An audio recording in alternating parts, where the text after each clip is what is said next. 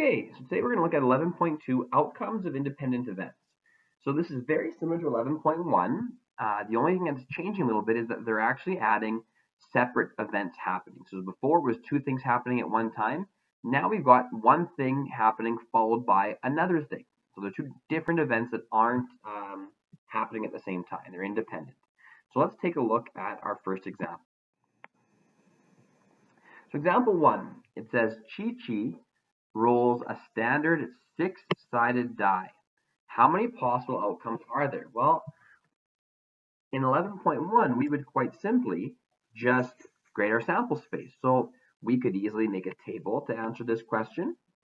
If I need my table here, I could look at it and say, okay, well, I could get a heads or I could get a tails, but I could also roll a 1, 2, 3, 4, 5, and a 6, meaning that I could have head 1, head 2, head 3, head 4, head 5, and head 6. Or I could flip a tails and get tails in 1, tails in 2, tails 3, tails 4, tails 5, and tails 6.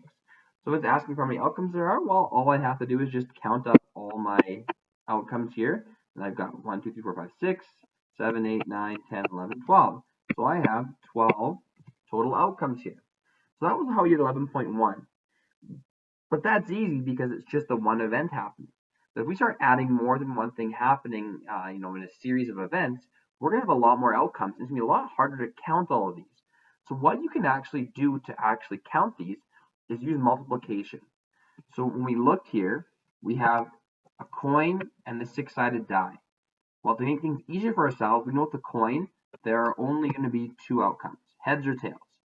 And with the six-sided die, there are going to be 6 outcomes because there's 6 sides to it.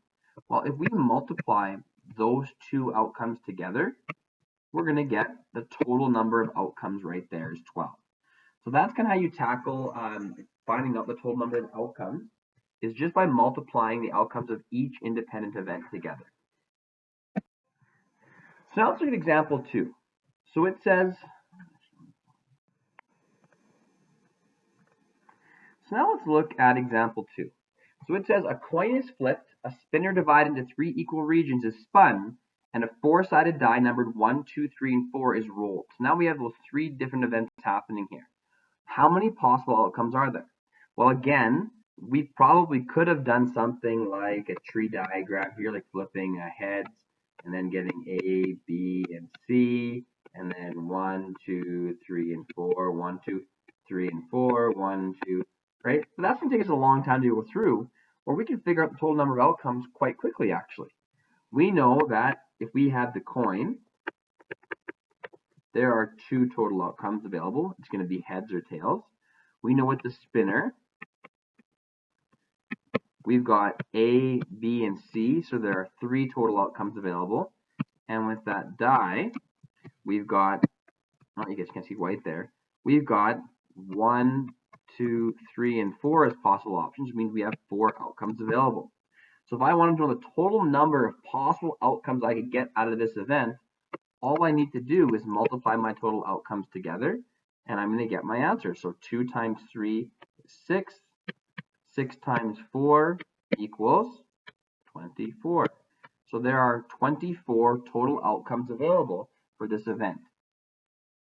And again, you could find the same answer if you were to do your tree diagram like I did right there, or in something else, a table could work as well. But this is just going to save you a lot more time on our probability events from 11.2 and going forward.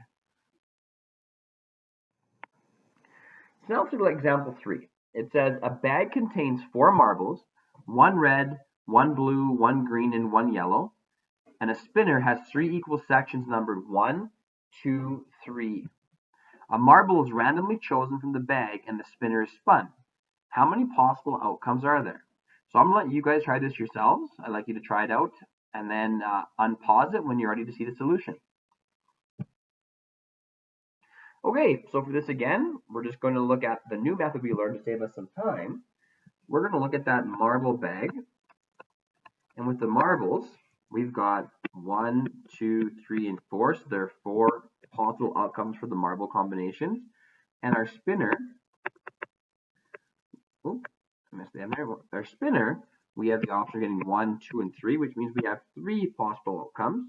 So to figure out how many in total, all we have to do is multiply those together. So our 4 from our marbles multiplied by 3 from our spinner, we get 12.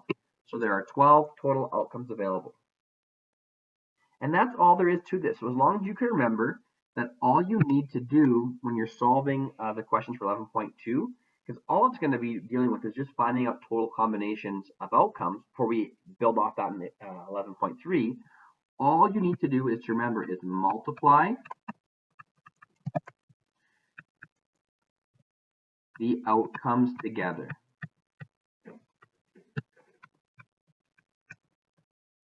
Okay, that will give you the total outcome.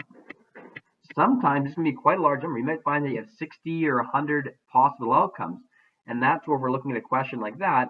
This method is going to save you so much more time than it would if you did that tree diagram or even a table. So that's it for today.